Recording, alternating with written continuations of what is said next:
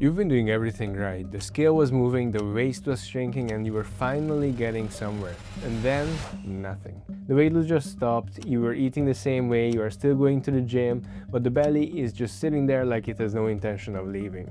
So you research online and everything says the same thing: stubborn belly fat, like it has a personality and it decided it likes you and wants to stay. But here's the thing nobody tells you. The fat is not stubborn, you are. And in this video I am going to show you exactly what is actually happening when your progress stalls and what you need to do to start moving again without turning your life upside down. When most people hit a fat loss plateau, they immediately start looking for a new answer, a new diet, a new protocol, something they haven't tried yet. And that instinct kind of makes sense. If what you were doing stopped working, you need something different, right? But not quite. Think about it like this. Imagine you are driving across a long stretch of highway. You are pushing on the gas, you are going at the right speed, and for a while you are covering a good distance. And then slowly, without noticing, your foot starts slightly easing on the gas. You are still moving, but nowhere near as fast as before. The problem is not the car, the problem is the foot. This is almost always what is happening when progress stalls. Over a long diet, two things happen at the same time and they work against you. First,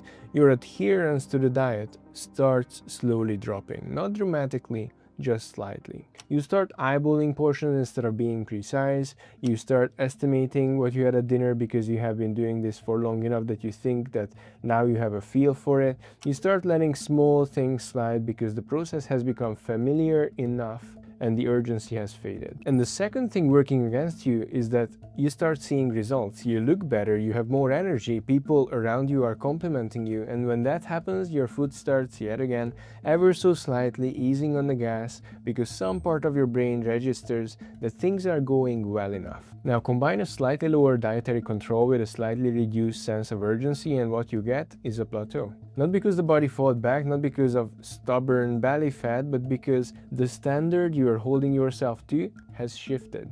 So the first thing you need to understand is that the plateau is almost never the body, it is almost always the behavior. And if you're a busy professional who has been going to the gym and eating reasonably well, but the results are just not matching the effort, that is exactly who we work with at Catalyst. The link is in the description. That will tell you more about it. Now let's get back to it. So if you have identified that your adherence has slipped, the answer is not complicated, it is just uncomfortable to hear. You go back to doing exactly what was working when you were making progress. Not something similar, not a modified version, the exact same standard. Whatever got you leaner in the first place will continue working as long as you continue working at it at the same level. That is not a motivational statement, it's just how fat loss works. The body does not suddenly become immune to a calorie deficit, it responds to what you actually put in, not what you think you put in. This is why at Catalyst, at least for the first 2 weeks with every client, sending food pictures is a non-negotiable. Not because the goal is to be controlling,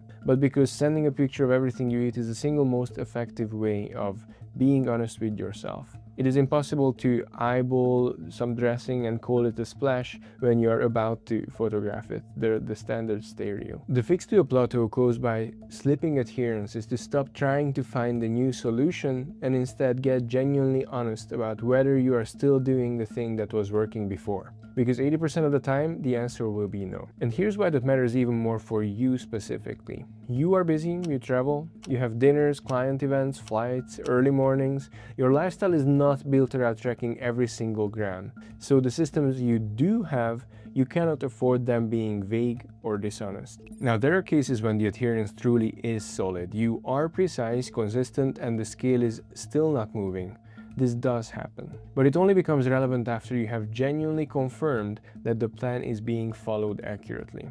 If this is where you are, there are 2 levers you can pull and you only need one of them to start moving again. The first lever is a modest increase in activity. This does not mean adding hours at the gym. It might mean adding some steps to your day or adding a short cardio session to what you're already doing. At Catalyst, most of our clients train under 3 hours a week. A small increase above that in movement can be enough to restart your progress without touching food at all. And the second lever, of course, is a slight reduction in food intake. Not dramatic, not restrictive, just a modest progressive adjustment. But again, this cannot be stressed enough.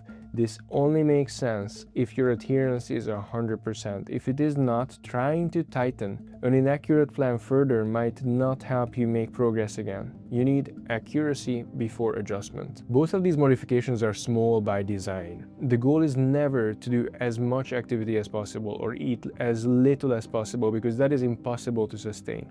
The goal is always to find the smallest change that produces a continued result. We are about to get into the one scenario where adjusting the plan itself is actually necessary. But if you already know that you need help getting this right without doing it alone, the link in the description is there. It takes 30 seconds to have a look. Now let me finish the picture. There is one more scenario worth understanding. After a genuinely long period of dieting, some people do experience real physiological adaptation. The body has been in a deficit for months, for some cases even years. It has lost significant weight and it starts making small adjustments that slow progress down. For these people, a diet break can be genuinely useful. A diet break means temporarily increasing food intake, specifically carbohydrates and some fats, for a sustained period. The goal is to let the body recalibrate a little and approach a fresh deficit from a more neutral standing point. But a diet break is not a reason to let go of all structures. It's not an F-it button that allows mindless eating.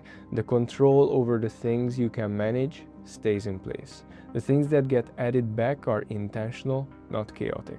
Think of it like pausing a long run. You are not abandoning the race, you are just taking a break. When you start again, you can actually move properly.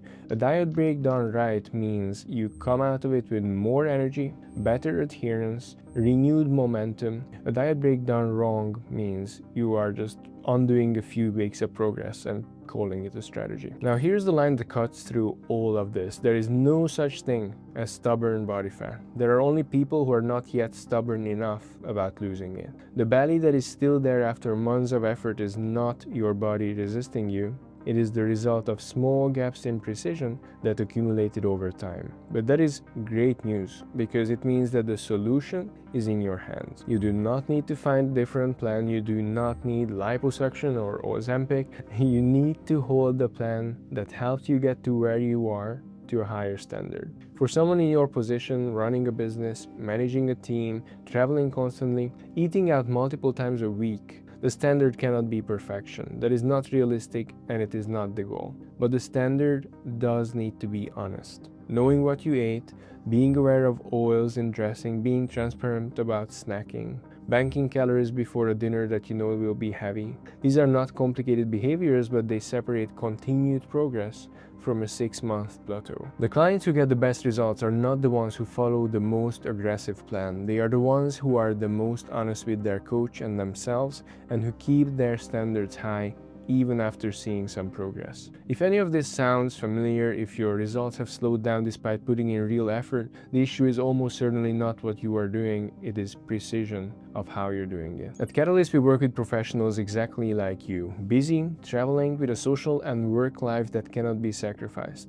The whole system is built around 3 sessions a week in the gym, flexible nutrition that works around your actual life, and enough WhatsApp communication that nothing falls through the cracks. The goal is always to find the smallest change that produces a result, and not to put you on a regime that collapses the moment you get on a flight. If you want to find out whether we can help, the link is in the description. Have a look. But here's the thing to take away from this video, regardless of what you do next. The version of you that is healthier, leaner, and more energetic is not waiting for a perfect plan. It is waiting for a more honest one. The fat is not stubborn, but you might still need to get more stubborn about losing it.